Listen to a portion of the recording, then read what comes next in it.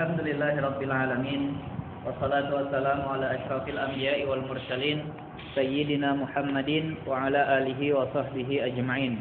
Qala al-muallif rahimahullahu ta'ala wa adama naf'a bihi wa bi barakati ulumihi fid dharain amin. Tsumma qala Allahumma hidayatan lis-shawab ya rabbal alamin.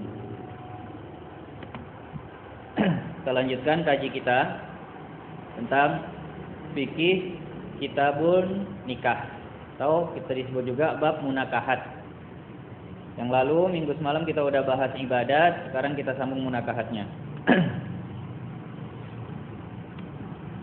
Kenapa nikah ini dijadikan satu kitab khusus? Karena memang masalahnya, masailnya, permasalahannya dan pembahasannya cukup luas. Sehingga kalau digabung dengan yang lain juga bikin yang lain itu tambah luas lagi. Juga memang kalau secara diklasifikasikan mau dimasukkan ke yang mana, memang dia lebih condong, lebih bagusnya itu dijadikan kitab tersendiri. Ibadat itu kitab pertama. Yang kedua nanti ada kitab muamalat. Baru yang ketiga inilah munakahat, baru yang terakhir jinayat.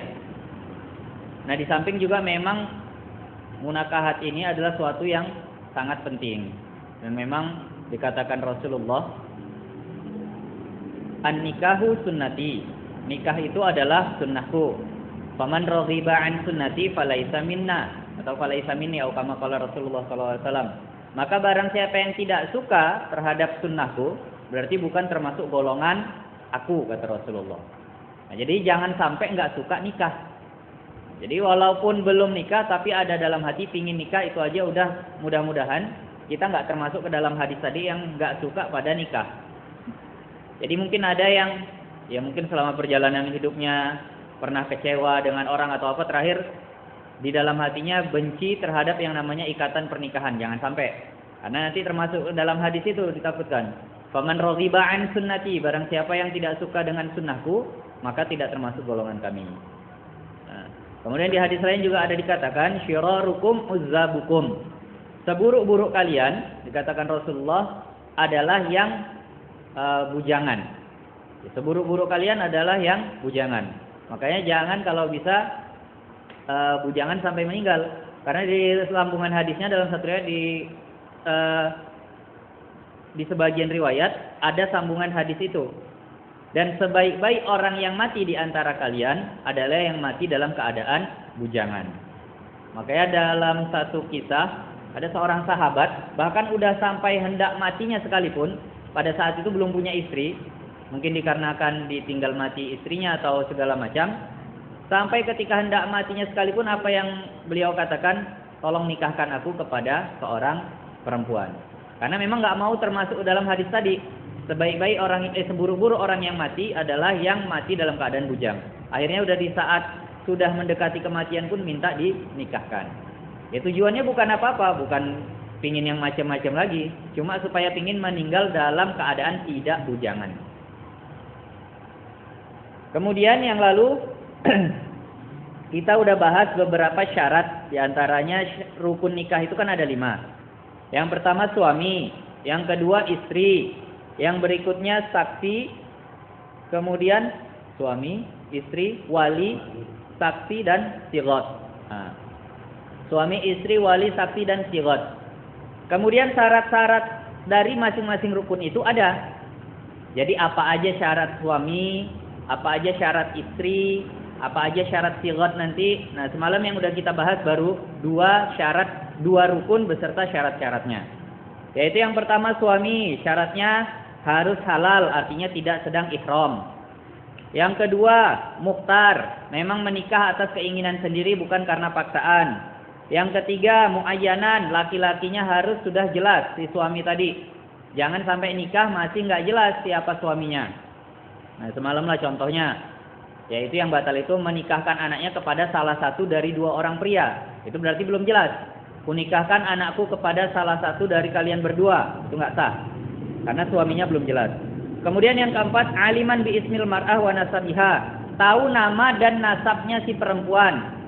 Makanya biasa kalau nikah itu disebutkan fulanah binti fulan.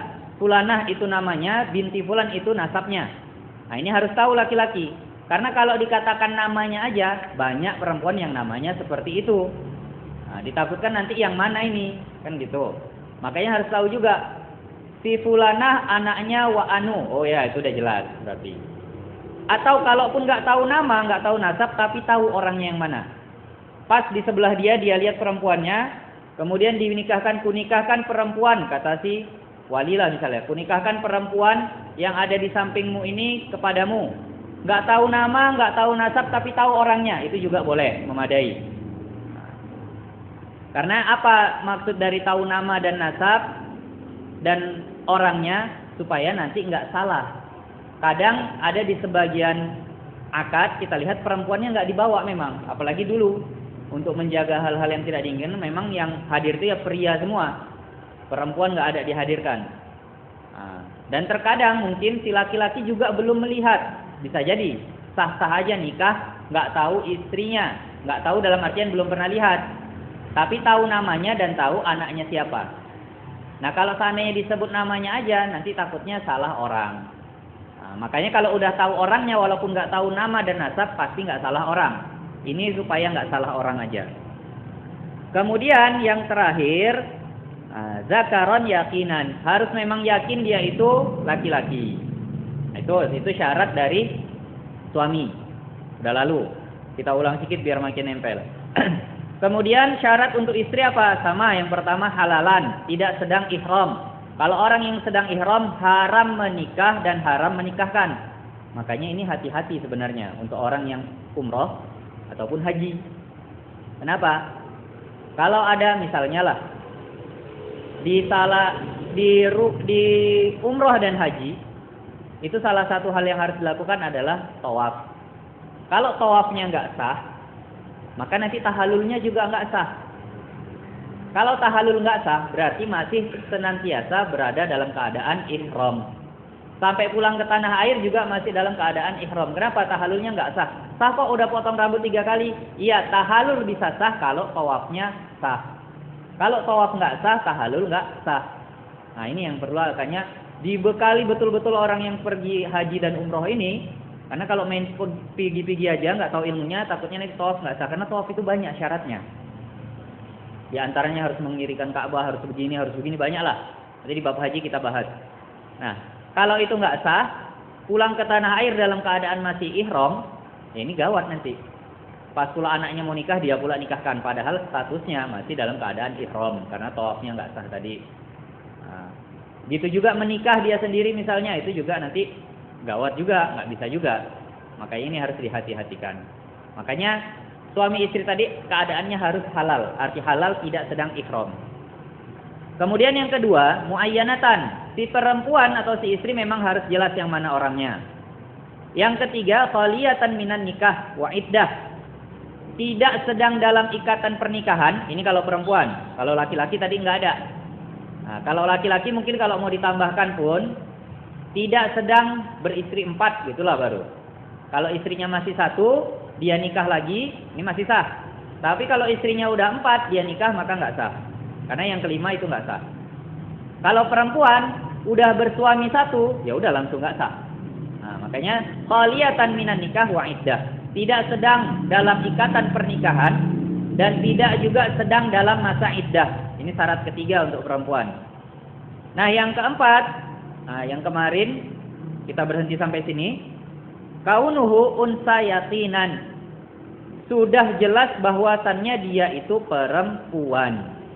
Fala yasihhu nikahul khunsa. Maka tidak sah nikahnya seorang khunsa. Khunsa artinya nggak jelas keadaannya laki-laki atau perempuan.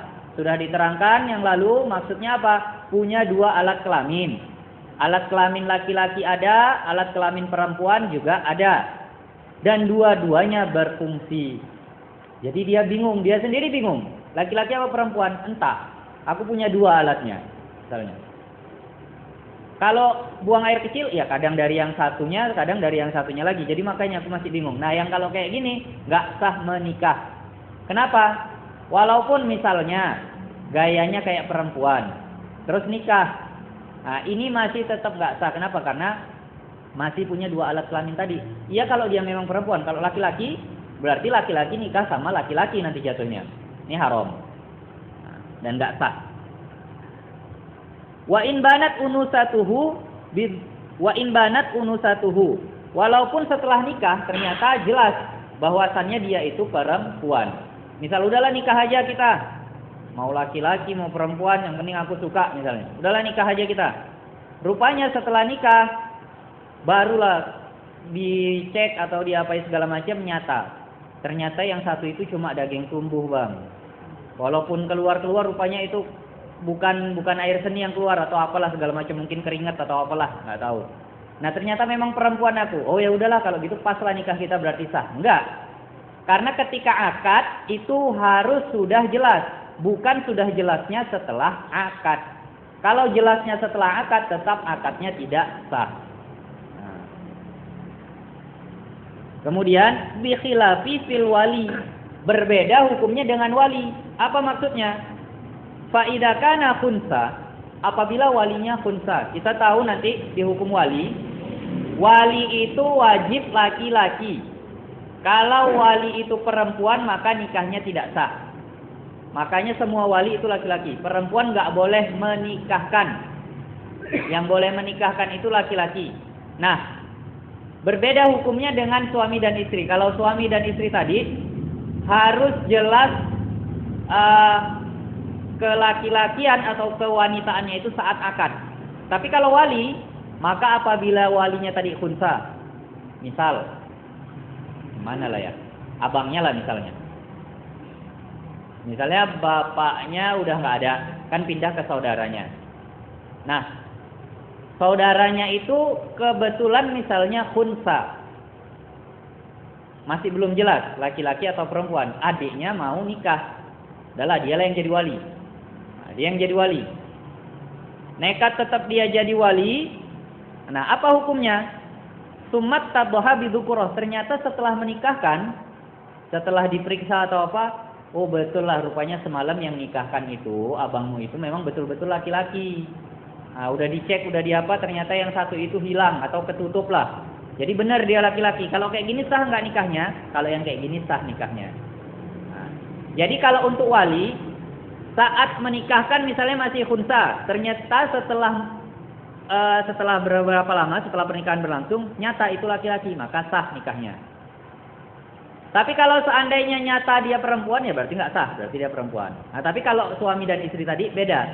Harus pas akad udah diketahui dia laki-laki atau belum. Nah. Begitu juga untuk saksi. Saksi juga harus laki-laki. Tapi hukumnya sama seperti wali. Kalau seandainya dua saksi tadi itu adalah salah satunya ataupun keduanya itu khunsa, kemudian setelah nikah baru tahu ternyata laki-lakinya itu benar-benar laki-laki, maka ini sah. Paham ya? Bedanya suami sama istri tadi.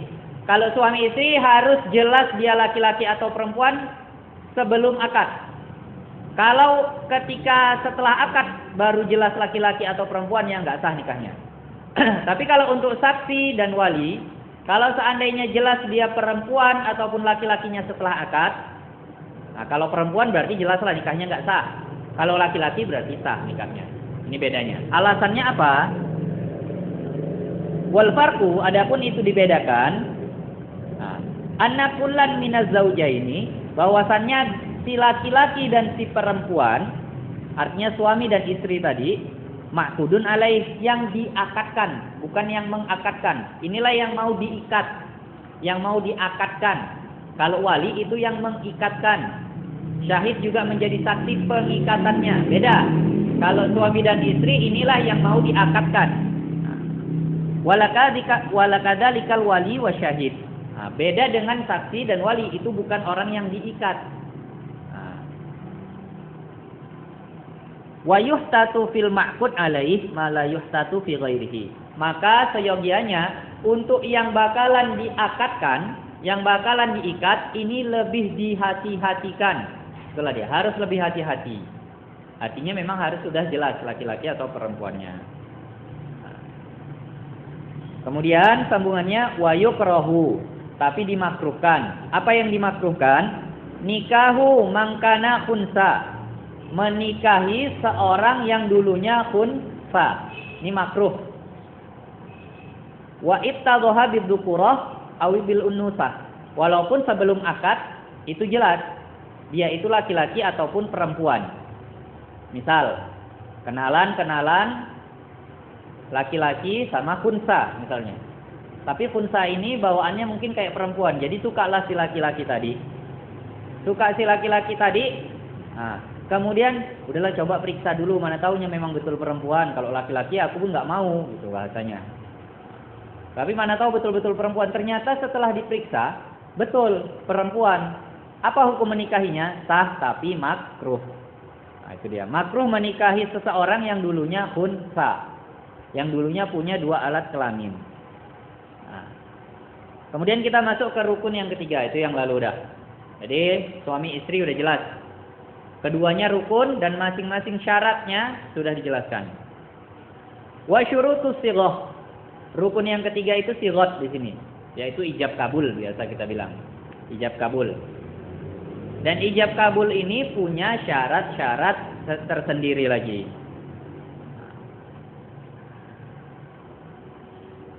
Di sini dikatakan yang pertama syaratnya apa? Kaunuha bisharih. Harus dengan lafaz yang jelas. Jadi jangan sampai enggak jelas lafaznya. Apa itu lafaz yang jelas? Mushtaqun inkahi au tazwijin. Mushtaqu inkahin au tazwijin. Dengan kata nikah ataupun kawin. Itulah. Kalau nikah bahasa Indonesia nikah, tazwij kita artikan kawin lah. Jadi boleh saya nikahkan kamu atau saya kawinkan kamu. Nah, ini boleh. Harus dengan 2 kata ini, jangan kata yang lain. Nah. Walau bi ghairil arabiyyah. Walaupun dengan bukan bahasa Arab, walaupun bukan dengan bahasa Arab. Kalau pakai bahasa Arab, dilihat saksinya ngerti enggak, walinya ngerti enggak. Karena kalau pakai bahasa Arab pingin ya betul-betul lah, betul-betul ngikuti Rasul nikah pakai bahasa Arab karena Rasulullah orang Arab, kita pakai bahasa Arab juga. Tapi rupanya yang hadir malah nggak ada yang ngerti bahasa Arab. Yang ngerti bahasa Arab mungkin karena kebetulan calonnya anak pesantren dua-dua, ya 2 orang itu aja ngerti, suami, istri sama wali. Walinya pun mungkin nggak, tuan kandinya lah yang ngerti. Walinya pun mungkin nggak ngerti. Angkahtuka wa zawwajtuka misalnya. Kunikahkan kamu dan kukawinkan kamu, yang lain nggak ngerti. Angkahtuka apa artinya, zawwajtuka apa artinya. Terakhir ditanya sah juga katanya, padahal nggak ngerti. Nah ini nggak sah kalau kayak gini. Jadi bahasanya itu nanti harus dipahami oleh yang lain. Jadi itu syarat pertama, harus dengan kata nikah ataupun kawin, atau walaupun bukan dengan bahasa Arab. Jadi kalau dia misal orang Indonesia pakai bahasa Indonesia, kalau orang Inggris ya pakai bahasa Inggris, kalau orang Jawa yang memang sama sekali nggak bisa bahasa Indonesia ya pakai bahasa Jawa boleh. Yang penting yang mengakadkan ngerti dan sahid atau saksinya tadi itu juga ngerti. Bihaisu dengan sekira-kira fahimahal akidani wasyahidani. Nah, ukurannya itu apa? Ukurannya itu sekira-kira lafaz tadi dipahami oleh 2 orang yang mengakadkan. Siapa itu? Wali dan suami. Wasyahidani dan 2 orang saksi. Itu dia ukurannya. Jadi kalau pakai bahasa Indonesia tapi ada yang nggak ngerti juga nggak sah. Jadi harus dipastiin memang saksinya ngerti bahasanya, ngerti lafaznya, wali dan suami ngerti bahasanya tadi. Nah, jadi kalau mau pakai bahasa Arab, ya datangkan wali yang pandai bahasa Arab, suaminya pandai bahasa Arab, saksinya juga pandai bahasa Arab. Walau ma'al qudrati 'alal aradiyah, walaupun 4-4-nya si wali, si suami, 2 orang saksi misalnya pinter bahasa Arab semua. Boleh nggak pakai bahasa Indonesia? Tetap boleh. Nah, intinya sebenarnya yang mensahkan bukan bahasanya, tapi paham tidaknya ke-4 orang ini. Itu tadi.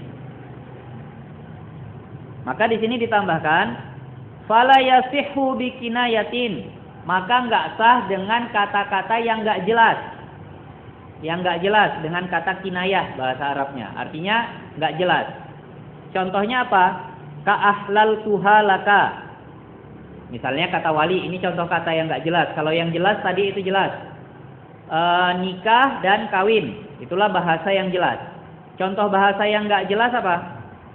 Kuhalalkan anak perempuanku kepadamu. Nah ini juga nggak jelas. Ini nggak sah kalau kayak seperti ini. Walaupun memang tujuannya untuk menghalalkan. Tapi kalau lafaznya seperti itu, kuhalalkan anak perempuanku kepadamu dengan mas kawin sekian-sekian. Kuterima halalnya misalnya. Ini juga nggak sah. Kalau dengan kata seperti ini. Nah. Atau kuserahkan anakku kepadamu. Atau kupindahkan tanggung jawabku terhadap anakku kepadamu. Ini juga nggak sah.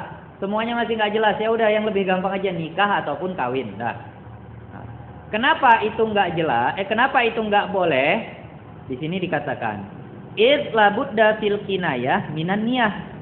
Karena kalau menggunakan lafaz kinayah atau lafaz yang tidak jelas itu harus beserta dengan niat.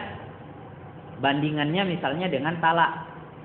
Talak itu kalau dikatakan cerai atau talak itulah bahasa yang jelasnya.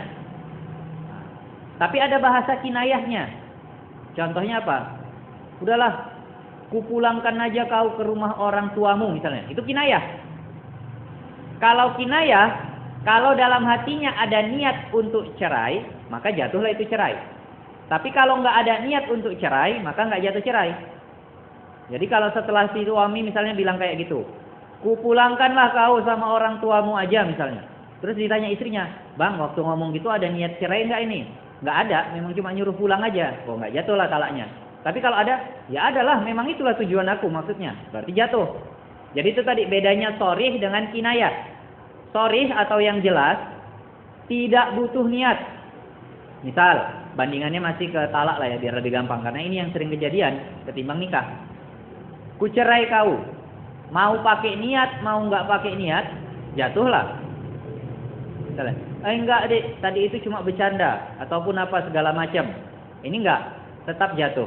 Karena dalam satu hadis dikatakan salah satun hazluhunna jiddun wa jidduhunna jiddun. Ada 3 hal yang bercandanya dihitung serius, seriusnya juga dihitung serius. Apa itu? Yang pertama an-nikah, menikahkan. Jangan main-main menikahkan. Nah, makanya jangan main-main dalam menikahkan.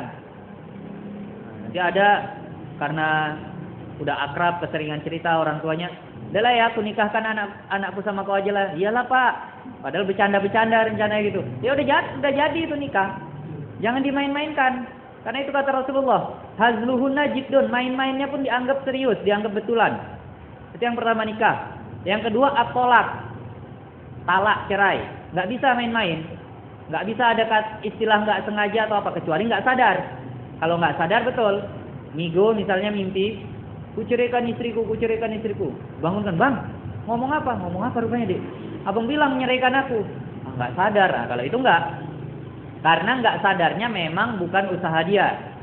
Tapi kalau nggak sadarnya karena usaha dia, karena kesengajaan dia, maka ini tetap jatuh.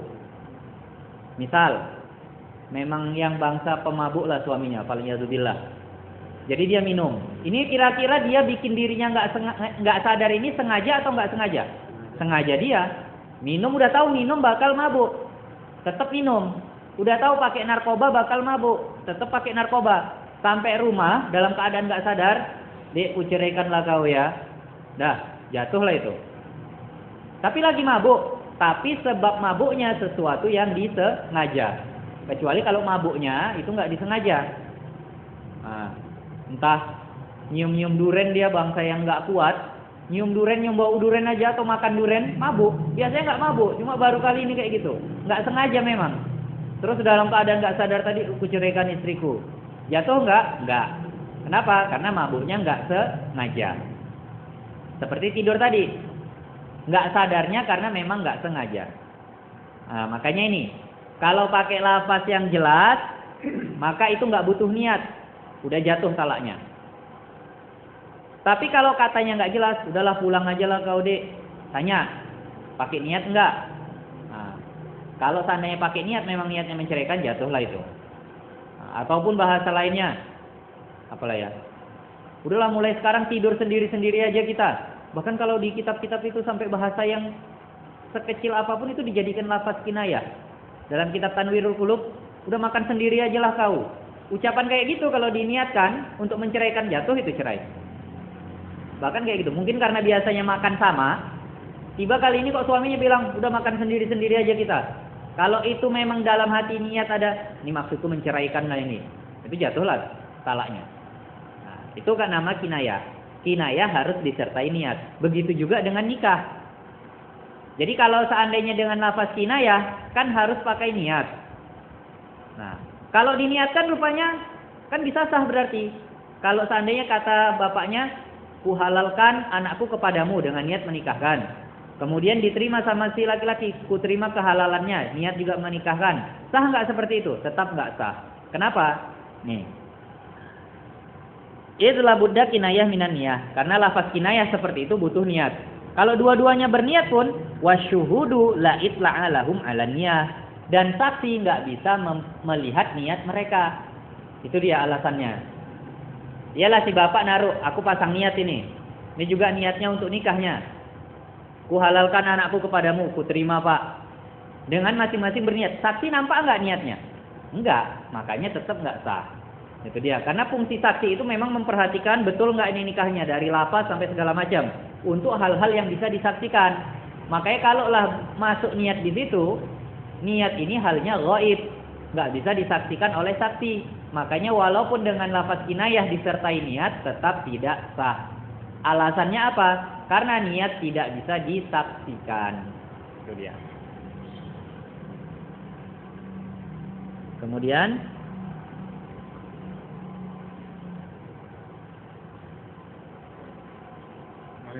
ya. Yang 3 bercanda tadi itu. Yang ketiga. Iya, yang ketiga. Dan yang ketiganya al-i'taq atau al-i'tqu, yaitu memerdekakan budak. Itu juga nggak bisa dijadikan candaan untuk masalah memerdekakan budak. Dulu itu masih ada perbudakan. Jadi kalau seseorang punya budak, kemudian bercanda dia misalnya bohong atau apa segala macam. Nah, udahlah, ku merdekakan aja lah kau. Baru biasanya dibilang yang semalam itu ku bilang ecek-ecek, nggak bisa. Ya udah merdeka dia. Nah, jadi itu tadi 3 ini jangan dibuat main-main. Talak, nikah, dan merdekakan sekarang nggak ada lah. Kita duain aja, talak dan nikah. Jangan dibikin main-main. Makanya masih bingung kita, memang hukumnya nggak berani memutuskan secara langsung lah. Tapi kalau secara itu bisa juga. Kadang ada, ya mudah-mudahan lah. Nggak ada lagi ataupun apa. Di sinetron itu pasangan memang betul-betul suami istri memangnya. Kemudian aktingnya si suami mentalak istri. Kayak mana lah hukumnya ini? Karena ini acting bahasanya. Tapi bahasa hadis tadi, walaupun main-main, tetap dihitung serius. Nah ini kayak mana hukumnya? Allah alam nggak, belum berani memastikan memutuskan apakah jatuh mereka cerai atau apa.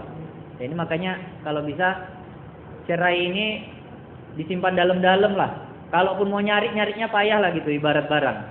Kata cerai ataupun kata apa terhadap istri. Itu simpan betul di tempat yang sulit sehingga waktu misalnya segala macam nyarinya pun payah. Sehingga nggak sempat keluar. Nah, makanya kalau hukum yang kayak gitu pernah memang ditanya gitu. Hukumnya gimana? Ya memang berdasar hadis tadi, walaupun mereka istilahnya ecek-ecek kan itu. Nah, namanya acting, ecek-ecek. Tapi bahasa hadis gitu, hazal itu artinya bercanda, ecek-ecek. Itu tetap dianggap serius. Maka ini hati-hati itu yang seperti ini. Walaupun Anda nggak berani langsung memutuskan itu apakah jatuh talak. Nantilah kita bahas kajian yang lebih dalam. Karena memang yang nggak jatuh itu di sebagian kitab dikatakan kalau sifatnya ala sabilil hikayah. Kalau menceritakan. Nah, misal ada guru menceritakan atau kita menceritakan. Si Anu itu dibilangnya ku ceraikan istriku. Si Anu itu dia kan menceritakan ini. Jadi waktu dia katakan ku ceraikan istriku itu dia dalam rangka menceritakan ala sabilil hikayah, dalam bentuk atau dalam proses untuk menceritakan.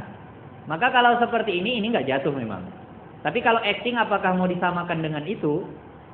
Allah alam bah, belum bisa menjatuhkan hukumnya, nanti kita. Kalau nikah dalam sinetron, ya sama hukumnya. Kalau memang pas lah kebetulan dalam acting itu yang jadi wali memang betul bapak si perempuan, misalnya. Kemudian saksinya memang pas. Apakah jadi pernikahan? Sama hukumnya kayak talak tadi. Walaupun memang dikatakan nggak boleh main-main dalam nikah, makanya ini hadis. Tapi biasa kalau sinetron, walinya bukan wali aslinya itu. Nah, walinya bukan wali aslinya. Sehingga kalau pun dikatakan kunikahkan kepadamu anakku, si Fulanah binti Fulan, bukan anaknya, ya nggak sah berarti. Nah, karena walinya bukan wali aslinya biasanya. Nah. Kemudian di sini dikatakan wala yadurru taqdimul qabul 'alal ijab. Nah, jadi ijab dan qabul. Ijab ini bahasanya apa? Penawaran lah kita katakan, penawaran atau penyerahan. Kemudian qabul itu penerimaan. Jadi yang mana ijab? Yang namanya ijab itu kunikahkan kepadamu anakku si Fulanah dengan mas kawin sekian dibayar tunai, itu namanya ijab. Qabul yang mana? Ku terima nikah anak bapak si Fulanah dengan mas kawin yang tersebut dibayar tunai, itu namanya qabul. Yang dari wali itu namanya ijab. Yang dari pihak suami atau calon suami itu namanya qabul. Nah. Kemudian dikatakan di sini wala yadurru taqdimul qabul 'alal ijab. Maka boleh saja mendahulukan qabul atas ijab. Contohnya kayak mana? Nah, kalau seandainya falau qala az-zawju, kalau seandainya si calon suami berkata, qabiltu nikahaha fulanah.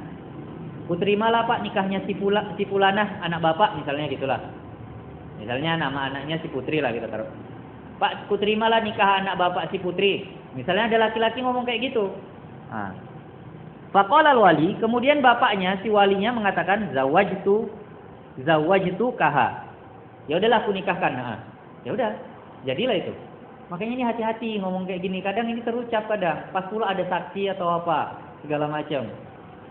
Lagi cerita di warung kopi atau apa. Udahlah kalau nggak gini aja. Kunikah aja lah ya, kunikahin anak bapak siapa. Kadang namanya bercanda-bercanda. Ya udah kunikahkan misalnya. Jadi itu kalau seandainya ada saksinya, makanya ini hati-hati.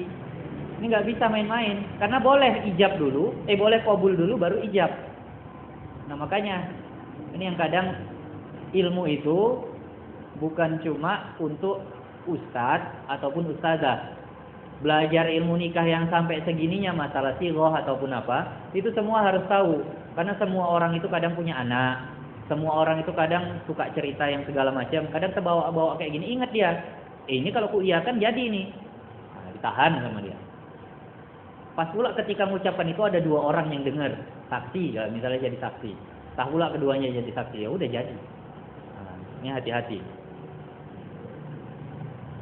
Wa yasihu bizawwijni min qibali zauj, atau boleh dengan lafaz seperti ini. Dari pihak suami, Pak nikahkanlah aku sama anak bapak si Fulanah. Itu misalnya. Pak nikahkanlah aku sama anak bapak si Fulanah. Itu dari pihak suami. Zawwijni. Nikahkan aku, itulah artinya. Ma'a qaulul wali, kemudian setelah itu si wali berkata, zawajtuka. Ya udah, aku nikahkan. Nah, mana itu boleh? Jadi kayak gitu. Nah, ini hati-hati, luar biasa ini lafaz-lafaz yang seperti ini. Makanya benar-benar nikah talak jangan dibawa main-main. Ini memang betul-betul di majelis yang mulia, di majelis yang serius, jangan di majelis-majelis warung kopi, majelis-majelis pinggir jalan atau apa segala macam. Nah, ini kadang ini ya untuk yang ngaji bisa juga jadi kesempatan ini. Ini bapak yang nggak ngaji, ada anak muda pingin coba mana tahu sekali-sekali terpancing bapaknya. Pak kalau seandainya ataupun enggak, Pak nikahkanlah aku sama anak bapak. Iya mau kok, ya udah aku nikahkan. Nah, seandainya gitu, ternyata maksud si bapak main-main. Ya udah jadilah ini. Nyari-nyari kesempatan yang udah ngaji anak-anak muda, nyoba-nyoba, ya jadi memang kalau ada saksi. Kayak ini hati-hati dengan lafaz-lafaz yang seperti ini. Atau biqaulil wali, atau dengan ucapan wali, ini bentuk-bentuk sighah. Tazawwajha, nikahilah anakku si Fulanah. Ini suami nyuruh, si bapak nyuruh. Nikahilah anakku si Fulanah, kata si wali. Kemudian setelahnya si suami menjawab tazawwajtuha. Ya, aku nikahi dia. Udah jadi. Kalau ada dua saksi, jadilah pernikahan. Dengan lafaz-lafaz yang seperti ini aja ternyata bisa jadi. Tapi mahar nggak disebut. Mahar itu wajib tapi bukan rukun. Mahar itu wajib tapi bukan rukun. Tuh, kalau nggak disebut jatuhnya mahar misil nanti. Kalau disebut, karena mahar ini ada dua. Ada mahar misil, ada mahar musamma. Mahar musamma itu apa? Mahar musamma yang disebutkan dalam akad. Kunikahkan fulanah binti fulan dengan maharnya 500.000 dibayar tunai. 500.000 lah maharnya. Tapi kalau nggak disebut, jatuhnya mahar misil. Nah, kunikahkan fulana binti fulan kepadamu. Gitu aja misalnya. Kuterima nikahnya. Jatuhnya mahar misil. Apa itu mahar misil? Mahar misil, mahar standar. Apa itu mahar standar? Kira-kira wanita seperti itu umumnya maharnya berapa? Gitulah maksudnya. Nah, gitu maksudnya. Kalau seandainya payah nyarinya, lihat kakaknya hari itu nikah berapa maharnya, disamakan, bisa kayak gitu. Atau dilihatlah, oh itu S2, kalau S2 rata-rata maulah 30 juta, rata-rata itu nggak ada yang di bawah 30 juta ya. Udah jatuhnya 30 juta kalau nggak disebut. Nah, makanya hati-hati, sebutlah. Jangan sampai nggak tersebut, ternyata mahar. Nanti kalau seandainya nggak disebut. Nah. Dan tadi mana? Mana tadi? Karena memang dengan ucapan seperti itu menunjukkan apa bahasa? Menunjukkan kelaziman, menunjukkan kepastian. Ya udah, lafaz-lafaz yang tadi itu sudah bisa dijadikan sebagai lafaz ijab dan qabul. Nah. Kemudian di sini lanjutannya wa idza wakalal zauj. Nah ini apabila si suami mewakilkan pernikahannya. Jadi wali dan suami belum sedikit lagi. Jadi wali dan suami itu boleh mewakilkan. Wali boleh menyuruh orang menjadi wakil untuk menikahkan anaknya. Suami juga boleh mewakilkan kepada orang untuk menerima pernikahan. Nah, jadi kalau seandainya di sini kasus yang pertama, si suami yang mewakilkan dalam akad, kebetulan nggak bisa datang. Udah tahu bapaknya siapa ya calonnya. Si perempuan juga udah tahu, tapi ternyata lagi tugas atau apa segala macam. Nah, sementara pingin dapat sunnahnya, akad hari Jumat bulan Syawal. Misalnya, akad hari Jumat bulan Syawal kan itu sunnahnya, akad nikah hari Jumat bulan Syawal. Sementara tugasnya pulangnya nanti 2 bulan lagi. Tapi udahlah akad aja lah dulu. Kayak mana supaya bisa tetap terjalin akad? Kirim wakil dari si suami. Nah, kalau pakai wakil gimana akadnya bunyinya? Kama yaqau kasiron, sebagaimana yang memang sering terjadi. Ini dulu berarti sering terjadi mewakilkan seperti ini. Fal yaqul al wali lil wakil. Maka si wali mengucapkan kepada si wakil. Ini bentuk lafaz kalau si suaminya ini wakil. Apa kata wali kepada wakil? Zawajtu binti muwakkiluka fulanan. Kunikahkan anakku kepada orang yang mewakilkan dirinya kepadamu, si fulan. Nah gitu bahasanya. Jangan kunikahkan anakku kepadamu. Jadi sama si wakil ini nanti nikahnya. Tanah udah nunggu-nunggu lah kok jadi istrimu. Ya orang salah bapak itu ngucapnya. Takutnya kayak gitu. Makanya nih hati-hati. Nanti kalau seandainya pas jadi wali, ternyata calon dari anak-anak kita tadi itu mewakilkan, ingat bahasanya. Kunikahkan anakku kepada orang yang mewakilkan dirinya kepadamu. Yaitu misalnya si Anto lah. Si Anto. Dengan mas kawin sekian-sekian. Nah itu bahasanya. Kemudian, fayaqulul wakil. Kemudian wakilnya berkata, qabiltu nikahaha lahu.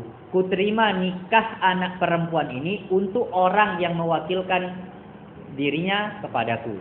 Nah gitu. Jangan kuterima nikahnya. Gitu aja ya. Itu untuk dia berarti. Kuterima nikahnya untuk yang mewakilkan dirinya kepadaku. Nah, gitulah bahasanya. Jadi jangan oh ya wakil ya. Gitu lafaznya kunikahkan anak perempuanku kepadamu. Kuterima nikahnya. Udah jadi istrinya lah itu. Kalau seandainya seperti itu. Bedakan lafaz kalau seandainya mewakilkan. Jadi memiliki itu kan saksi tahu. Nggak sah antara saksi kan boleh. Nggak sahnya ini kenapa gitu alasannya? Ya karena salah ucap tadi. Kalau seandainya salah ucap, ini bukan salah ucap, benar ucapannya. Cuma salah tujuan. Benar ucapannya itu ijab dan qabulnya benar. Nah, tapi makanya mengucapkan salahnya itu jangan sebelum dikabul. Unikahkan. Nah, gitu. Jadi di tengah sebelum dikabul. Bentar, jangan gitu. Nanti kalau sini salah nerimanya jadi istrinya ini. Nah, gitu dia. Motongnya jangan setelah dikabul. Sebelum dikabul. Kunikahkan anakku kepadamu. Bentar Pak Wali. Jangan gitu, ini wakilnya. Oh ya. Tapi kalau kunikahkan anakku kepadamu, si Fulana, kuterima nikahnya dengan mas kawin sekian, baru dipotong. Ini udah jalan akad. Udah terjadi akad. Ya udah jatuh lah. Solusinya kayak mana? Ya udah ceraikan. Kalau seandainya wafat, ceraikan. Lah ini masa iddahnya kayak mana? Kalau sebelum didukul nggak ada iddah. Nah, cuma si wakil tadi wajib bayar mahar separuh. Itu dia. Jadi kalau menceraikan itu maharnya wajib dibayarnya separuh aja. Misalnya lah, kejadian misalnya. Kayak gitu. Alah, ini bukan aku sebenarnya yang mau nikah kok gini lafaz kita misalnya. Lah untuk pula ini anak bapak. Wah kalau gitu ya talak lah. Yalah aku talak. Nah, misalnya aku talak 1 misalnya. Tapi itu hukumnya kayak mana? Suami yang mentalak istrinya sebelum dijima, sebelum melakukan hubungan, maka wajib bayar maharnya hanya separuh. Lah rugi aku Pak katanya, udah gak dapat apa-apa malah bayar separuh. Ya kayak gitulah memang hukumnya dalam Islam. Tapi ya boleh langsung nikah. Kenapa? Karena perempuan yang dicerai dalam keadaan belum didukul nggak punya masa iddah. Ada silakan. Udah habis itu diikhlas-ikhlaskan lah. Balikan lagi atau apa segala macam. Jadi itu, sebenarnya kalau ada ilmunya insya Allah semuanya bisa. Udah jam 7:30. Insya Allah 2 minggu ke depan kita lanjut lagi bab pembahasan tentang nikah. Tadi masih sampai si suami yang mewakilkan. Insya Allah itu kita bahas di mana lafaznya kalau seandainya wali yang mewakilkan. Karena lebih sering bukan suami yang mewakilkan. Nah, tapi wali getar nggak bisa, namanya udah tua. Udahlah aku wakilkan aja. Nah, kalau kayak gitu kayak mana nanti lafaznya? Insya Allah kita bahas.